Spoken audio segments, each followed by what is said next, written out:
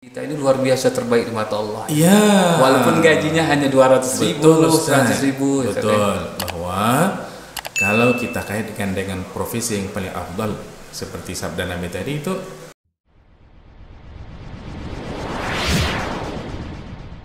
Alhamdulillah, kita ketemu kembali dalam kajian Islam. Ini masih bersama dengan Ustadz saya, Ustadz kita semua, Ustadz Usman. Assalamualaikum Ustadz. Waalaikumsalam warahmatullahi wabarakatuh. Baik Ustadz, sehat ya Ustadz ya? Sehat, Ustadz Syukri, alhamdulillah. Ustadz Syukri apa kabar? Sehat? Alhamdulillah. Alhamdulillah. Udah sampai mana aja berdakwahnya nih Ustadz? Oh, udah keliling-keliling. Mudah-mudahan Allah kasih kesehatan jasmani. Amin, amin ya rabbal alamin. Penting kan sehat ya Ustadz ya. Amin, Sehat, amin. bisa Juga Ustadz Syukri selalu sehat ya. Amin insyaallah. Baik Ustadz, hari ini kita akan ketemu lagi tentang pembahasan tentang menjadi manusia yang berguna. Insyaallah. Kita tahu banyak hadis dan ayat Al-Quran menyatakan kita ini Allah ciptakan bukan untuk menikmati hidup dengan sendiri. Iya. Allah suruh perintah kita untuk memberikan manfaat dan berguna bagi orang lain. Betul. Baik, Allah berfirman dalam Al-Quran mengatakan, wa ahsin kama ahsanallahu ilaika. Berbuat baiklah kamu sebagaimana Allah telah berbuat baik kepadamu. Baik Ustadz, gimana menurut kacamata Islam? Apa yang kita lakukan sebagai seorang muslim untuk memberikan manfaat kepada orang lain agar kita menjadi muslim yang berguna bagi orang lain? Masya Allah, Ustadz Syukri, terima kasih pertanyaannya. Jadi kita sebagai seorang muslim ini punya dua sifat. Sifat pertama adalah soleh.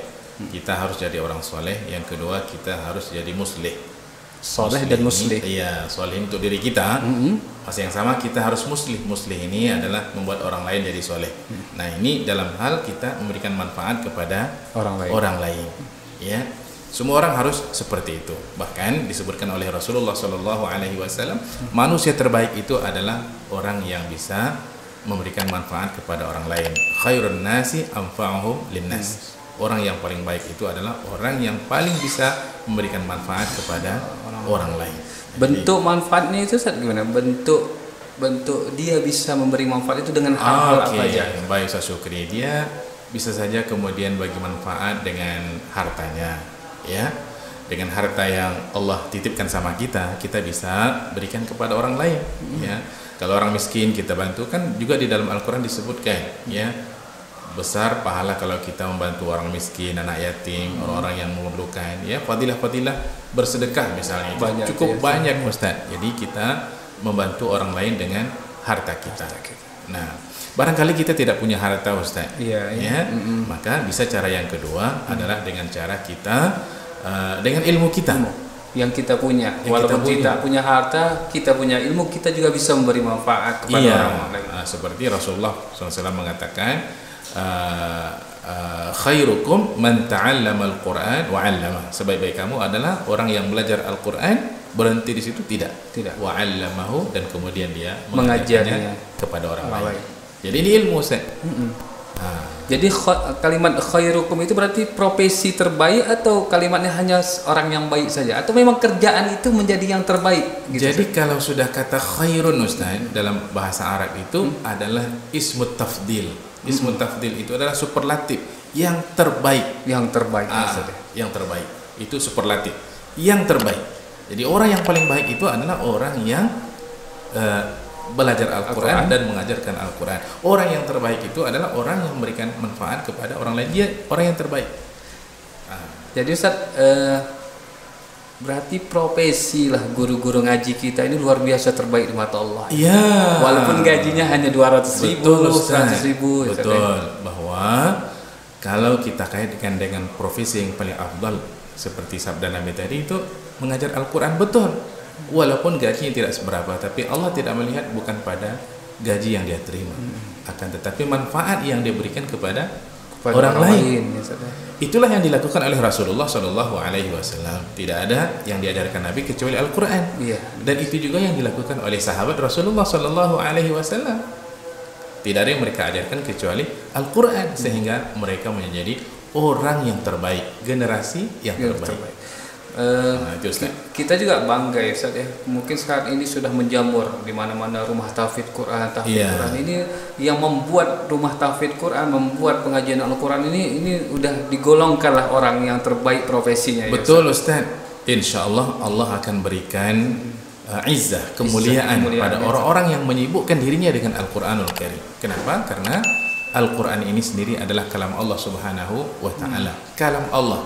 Jadi kalau orang kalau orang menyibukkan dirinya kalam Allah, insya Allah dia akan mendapatkan kemuliaan dari Allah Subhanahu wa Ta'ala, sebagaimana generasi-generasi terdahulu ya telah mendapatkan kemuliaan, sehingga mereka Nabi katakan mendapatkan julukan generasi yang paling baik. Jadi Ustaz, jadi kalau ada orang mau jadi guru ngaji jangan malu-malu ya. Jangan Ustaz, jangan malu walaupun gajinya sedikit ya. Iya, itu pekerjaan yang paling mulia. Kan Ustaz pernah mendengar ya, ada orang yang dikuburkan tiba-tiba 100 tahun digali lagi dan ditemukan jasadnya masih utuh. Rupanya amalan dia diteliti Ustaz, rupanya dia hanya seorang guru ngaji di kampungnya. Subhanallah, luar biasa. Seorang guru ngaji. Walaupun rumahnya tidak semewah rumah orang lain, tapi Allah muliakan tempatnya di dalam kubur. Allah jadikan kuburnya satu taman dari taman-taman surga. Masya Allah Rabbal Alamin. Jadi Ustaz, memanglah ya, kita lihat guru ngaji pun bukan tidak diayomi oleh siapa, bukan karena gajinya kecil. Memang kondisi saat ini mungkin orang mau belajar pun susah, malah guru yang mendatangi murid. Dulu murid mendatangi guru, tapi sebagai guru ngaji tidak usah berkecil hati lah mungkin. Ya, mungkin ada teman-teman kita, orang-orang masyarakat sebagai guru ngaji walaupun gajinya sedikit, jangan berkecil hati. Jangan berkecil hati, dan seharusnya kalau di Saudi Ustaz. Iya, gimana Ustaz? Di Saudi ini orang yang menyibukkan waktunya dengan Al-Quran itu dapat bantuan dari pemerintah. Dari pemerintahan. Dari pemerintah dikasih gaji Ustaz. Ya. Saya masih ingat dulu ketika kuliah di Madinah Ustaz. Oh Ustaz, kuliahnya di Madinah? Kuliah di Madinah. Alhamdulillah Ustaz. Saya ini sebagai Madinah ini sebagai kota madani. Kota Rasulullah SAW, kota madani. Jadi saya di kuliah dakwah, Fakultas Dakwah Usuluddin. Jadi ada kuliah Quran, ada kuliah hadis, ada kuliah syariah, ada kuliah lughah Arabiyah. Jadi beasiswa orang yang kuliah Al-Quran itu jauh lebih besar daripada beasiswa. Dapat uang santunan. Uang santunannya, uang sakunya Ustaz. Itulah membedakan luar biasanya profesi ini Ustaz ya. Jadi barangkali dimuliakan ahlul Quran. Ahlul Quran ya Ustaz. Nah, seharusnya kita juga begitu, pemerintah kita ya memberikan ya bantuannya untuk orang-orang yang menyibukkan dirinya dengan Al-Quran. Guru ngaji termasuk anak-anak yang mengaji. Dikasih penghargaan sedikit. Kasih penghargaan, kasih dia semangat terus, kasih semangat, kasih bantuan, ya. Karena inilah yang kemudian akan mengangkat derajat manusia di hadapan Allah Subhanahu wa Ta'ala, juga menjadi asbab turunnya rahmat Allah Subhanahu wa Ta'ala.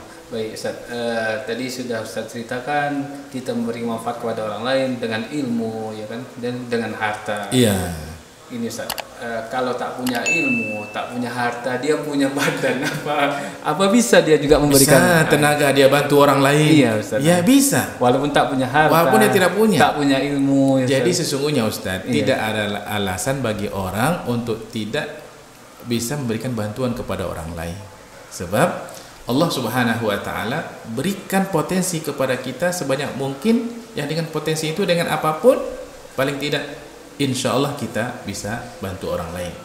Saya juga dengan hadis mengatakan wa man kana fi hajati akhihi kana Allah fi hajati. Masya Allah Ustaz. Jadi itu gimana Ustaz pemahamannya? Allah akan tolong seseorang selagi dia menolong saudaranya. Wallahu fi aunil abdi madamal abdu fi auni akhihi. Masya Allah. Kalau ingin kita ditolong Allah, tolong saudara kita. Kadang apapun profesi saudara apapun kita, profesinya, walaupun beda agama, tetap itu sama kelakuan hadis itu Ustaz. Iya, dalam surah Al-Mumtahanah atau Al-Mumtahinah, ya. La yanhaakumullahu 'anil ladzina la yuqatilunakum wa la yukhrijukum min diyarikum an tabarruhum wa tuqsitu ilaihim.